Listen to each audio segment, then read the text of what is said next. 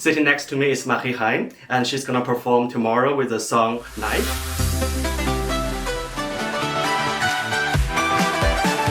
So, Marie, wie geht's dir?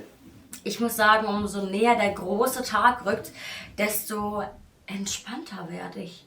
Alle werden immer aufgeregter und ich werde immer relaxter. Also ich freue mich sehr, mir geht's gut. Ja, heute hast du schon geschafft. Ja, heute Morgen bin ich um 4:30 Uhr aufgestanden, weil ich heute ganz früh im Frühstücksfernsehen saß. Dann hatten wir heute noch einen Brisantbeitrag im Fernsehen. Heute Abend bin ich noch bei Wer weiß denn sowas im Fernsehen und natürlich hier bei den Proben. Also heute gab es 4 super große Termine. Und ich liebe es. Es ist so viel zu tun. Ich liebe das. Ja. Und wie war deine Probe heute? Also ganz ehrlich, eigentlich gut. Die Energie war gut, die Tänzer waren sexy, es war alles on point. Ich glaube, mit meinem Gesang war ich auch zufrieden. Aber es gibt einen hohen Ton, der für mich ganz besonders wichtig ist. Und der war auch da. Aber der geht besser und ich bin so Perfektionist. Für mich muss der 100% sitzen und der war noch keine 100%. Ist nicht schlimm. Ich glaube, ich bin selber der größte Kritiker. Aber ich hoffe natürlich, dass er morgen Abend funktioniert. Wenn nicht, ist auch nicht schlimm, aber es wäre schön, wenn es klappt. Okay, und dein Lied heißt Knife. Was bedeutet das? Naiv heißt, dass man sehr gutgläubig ist, dass man, in meiner Geschichte geht es darum, dass man gerade in Sachen Beziehungen und Liebe ein bisschen, zu gutgläubig ist. Dass man, wenn man vielleicht etwas vorsichtiger sein sollte, wenn man vielleicht schon mal verletzt wurde. Ja, ich bin jemand, wenn ich mich jetzt dann wieder verlieben würde, dann schmeiße ich alles über Bord, was ich gesagt habe. Und stürze mich voll in das Abenteuer, voll in die Gefühle, voll in die Liebe. Und das kann natürlich schief gehen, deswegen es ist vielleicht ein bisschen naiv, aber es ist was Tolles, der Liebe immer wieder eine neue Chance zu geben, weil die Liebe ist einfach was sehr, sehr Schönes. Und deine Mutter war einmal in Eurovision. Ja. Und wie haben deine Eltern deine Karriere unterstützt?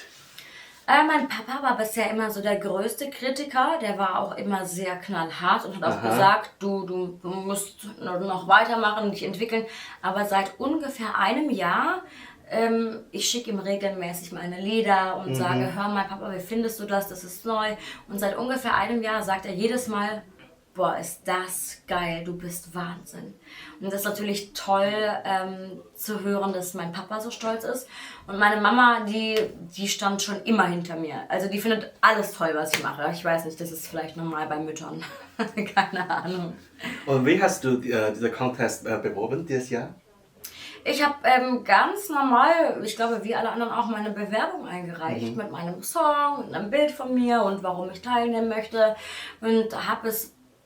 Und das ist schon echt toll und ich habe es wirklich geschafft. Also ich glaube, es waren ca. 700 Bewerbungen und ich bin dabei in diesen 8, 9 Leuten, die hier mitmachen dürfen. Ich darf tatsächlich mitmachen.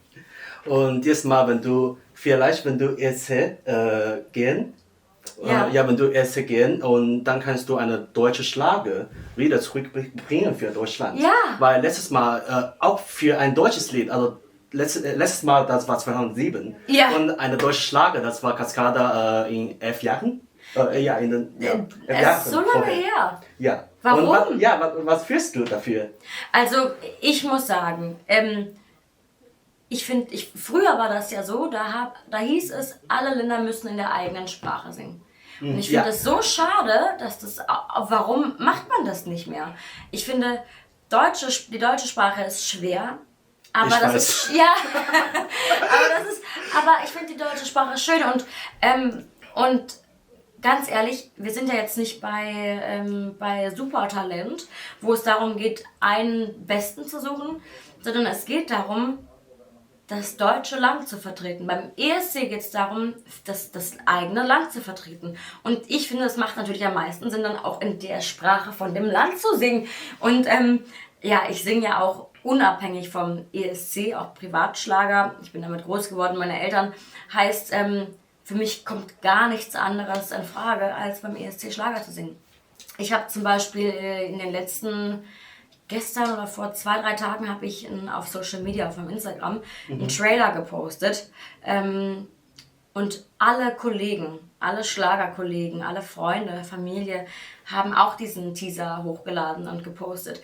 Und jetzt haben das so viele Stars gepostet, wo ich gemerkt habe, wow, ich glaube, der Wunsch von all diesen Leuten ist so groß. Also von allen anderen Schlagerkünstlern, man merkt richtig, wie sehr die sich wünschen, dass der Schlager zurück auf die großen Bühnen kommt. Und ganz ehrlich, das hat er auch verdient, der Schlager, und der hat große Bühnen verdient und nichts anderes. Und das bedeutet, wenn du zur Esse gehst und dann übersetzt du kein auf Englisch, also die Wörter, nicht auf Englisch.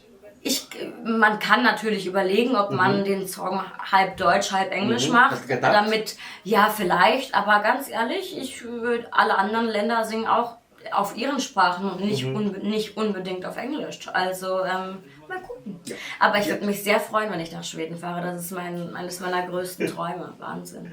Okay, Marie, bitte ein paar Worte für unsere Fans auf Realblogs. Oh Gott, ich hoffe, deine Fans gucken morgen erstmal alle zu. Ja. Gucken die morgen? Ich glaube ja. Die meisten. Okay, also, ja.